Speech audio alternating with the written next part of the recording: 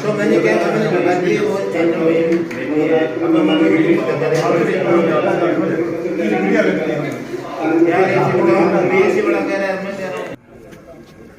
कल पूरे दिन भर परसों से ही वो वहाँ पर जो मंदिर है, चौकी है, किस जगह पे है मंदिर? अपने पुलिस चौकी है, जयपुरिया मंदिर है, उसके सामने एक 200 साल पुराना मंदिर है। उसमें भगवान राम की मूर्ति स्थापित है, हनुमान जी की मूर्ति स्थापित है, शिव परिवार स्थापित है, भैरव जी का मंदिर स्थापित है और बगल में शमशान है। बाहर सार्वजनिक कुआं था जो मंदिर के बाहर कोने पर था, अंदर नहीं था, सार्वजनिक कुआं था उसमें, और उसमें गणगौर की पूजन वगैरह सारा कार्यक्रम होता रहता है। अब वहाँ पर उन्होंने मतलब 2 दिन से तोड़फोड़ शुरू की कुछ लोगों ने। मैं कल शाम को 4 बजे अचानक उधर से निकला तो मैंने देखा ये तोड़फोड़ हो रही है। फिर भी मैं निकल गया, घर गया, घर से वापस आया, मैंने देख कर तो आते क्या हो रहा है मामला। तो उस समय तक वो भैरव जी का मंदिर तोड़ चुके थे और शिव मंदिर के पीछे की जो दीवार थी ना मंदिर की, वो सारी तोड़ दी थी और शिव मंदिर का नंबर ले लिया था। उधर उन्हें हनुमान जी के पीछे जो पीपल का पेड़ है, पीपल के पेड़ की भी टक्कर मारी थी, वहाँ पर निशान है आज भी। तो लेकिन उसी समय उनकी वो जेसीबी खराब हो गई, इसलिए वो पीपल भी बच गया और हनुमान जी का मंदिर भी बच गया। उसी समय मैं पहुंच गया और वहाँ मेरे साथ मोहल्ले के भी कुछ लोग पहुंच गए। तो हमने कहा कि भाई ये ठेकेदार जी ये क्या कर रहे हो आप, मंदिर क्यों तोड़ रहे हो?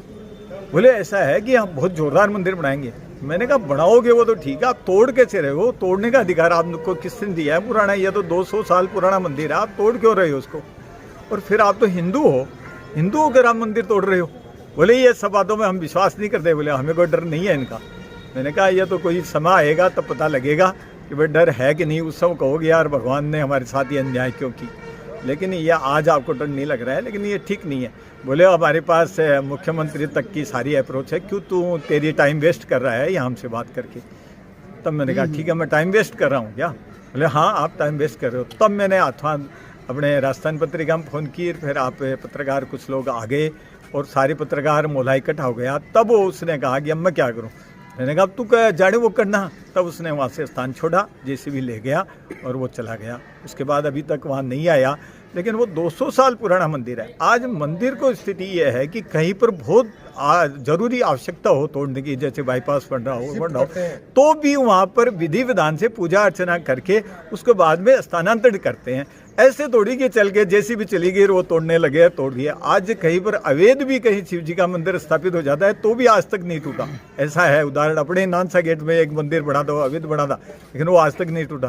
तो वहाँ तो 200 साल पुराना आदि शिव है जो मिलते ही नहीं है, जहाँ पूजा है। और हमने बचपन से, मैं 65 साल का हो गया, 65 साल पहले भी यही ऐसे ही अवस्था में था और लगातार हम पूजा करते रहे हैं वहाँ पर। मैंने बहुत बार पूजा की है और शिव मंदिर में तो जल चढ़ाने के लिए तो अधिकांश से जाता ही रहता था।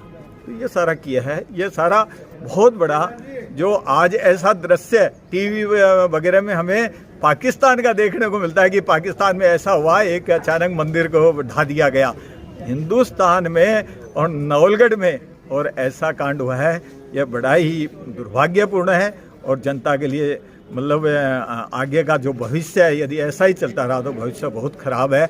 मैं तो जनता से यही आशा करता हूं और उनसे निवेदन करता हूं कि वो अभी भी जगे और जगकर इस मामले को देखें।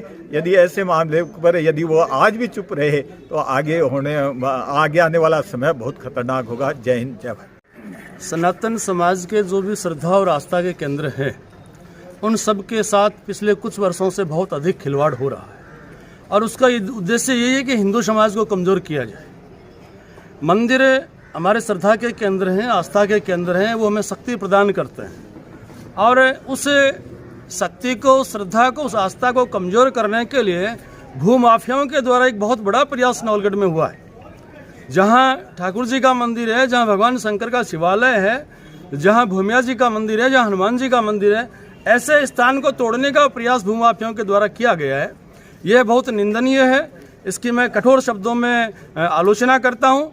और आज जैसा कि सीआई साहब को एफआईआर के लिए एप्लीकेशन दी गई, इधर एसडीएम साहब को भी निवेदन किया गया है, वो शीघ्र से शीघ्र इस संबंध में जो भी आपराधिक तत्व हैं उनके विरुद्ध कार्रवाई करें, ऐसी मैं अपेक्षा करता हूँ। मौके वारदात में मैं देख के आई हूँ। वहाँ बड़ा ही हृदय विदारणी दृश्य है। मंदिरों को तोड़ दिया गया है, मूर्तियों को तोड़ दिया गया है। कुछ मूर्तियाँ और मंदिर बचा हुआ है जो विष्णु जी की प्रयास से बचा है।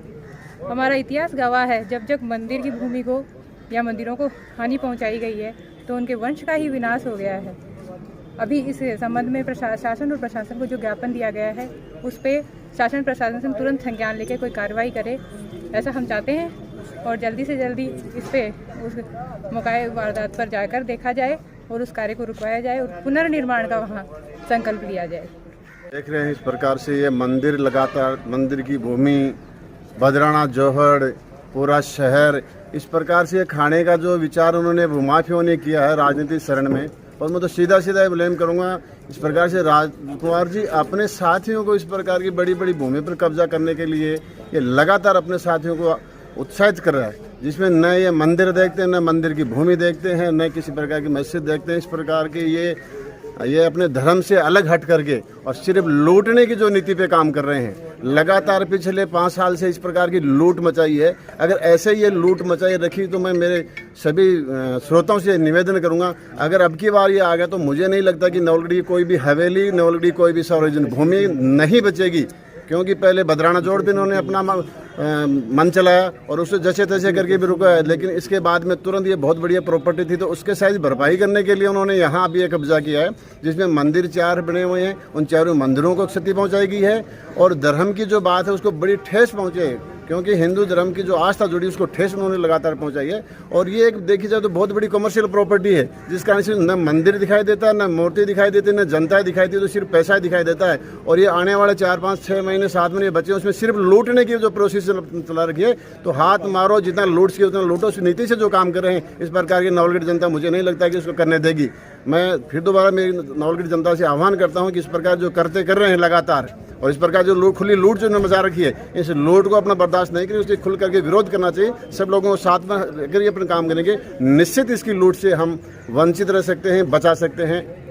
आस्था के केंद्र हमारे मंदिरों को जिस प्रकार से कल नवलगढ़ में तोड़ा गया और भूमाफिया को द्वारा जिस प्रकार से अपने हौसले बुलंद करके इस कृत्य को अंजाम दिया गया, हम सभी इस घटना की निंदा करते हैं। मैं आपको बताना चाहूँगा, वहाँ जाकर आप देखेंगे तो किस प्रकार से हरे पेड़ों को वहाँ पे काटा गया है।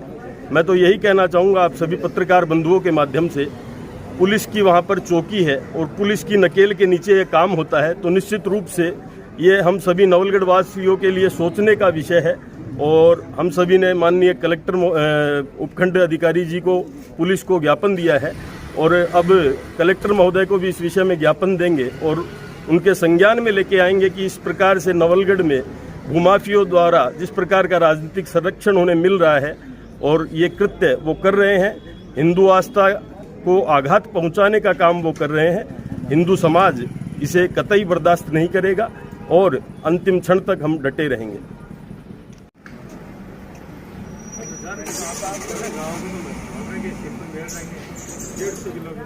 निवेदन ये करना चाह रहा था मैं, आज नवलगढ़ मंडी गेट पे कोई पुरानी सेठ साहूकारों की जगह थी, उसमें मंदिर बने हुए थे, काफ़ी 2-3 मंदिर बने हुए थे, पुराना कुआं था।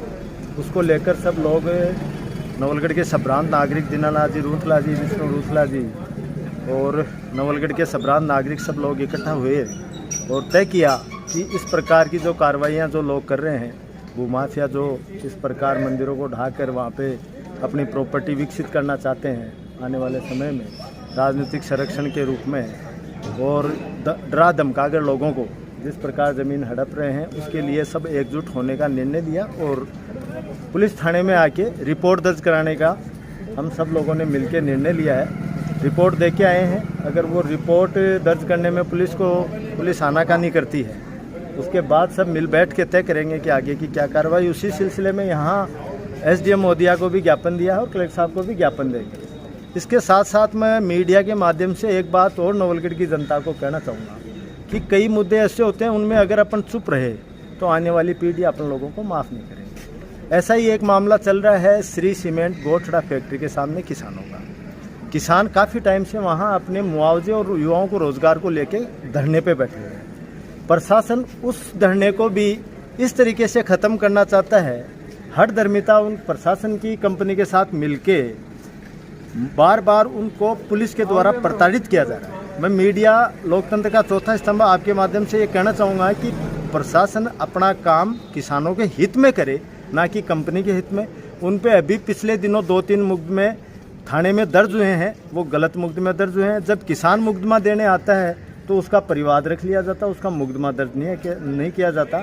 इस सिलसिले में हमने SP साहब को भी निवेदन किया है और पत्रकार महोदय के माध्यम आपके माध्यम से हम कहना चाहेंगे, नवलगढ़ की जनता को बताना चाहेंगे कि आप लोग इस मामले में संज्ञान में ले, एक जगह हो, एकजुट होकर किसानों युवाओं की रोजगार की लड़ाई लड़ने के लिए सब आगे आओ। किसानों को प्रताड़ित करने का काम प्रशासन बंद करे, झूठे मुकदमे लगाना बंद करे। हमारा आपके माध्यम से यही जनता को अपील है।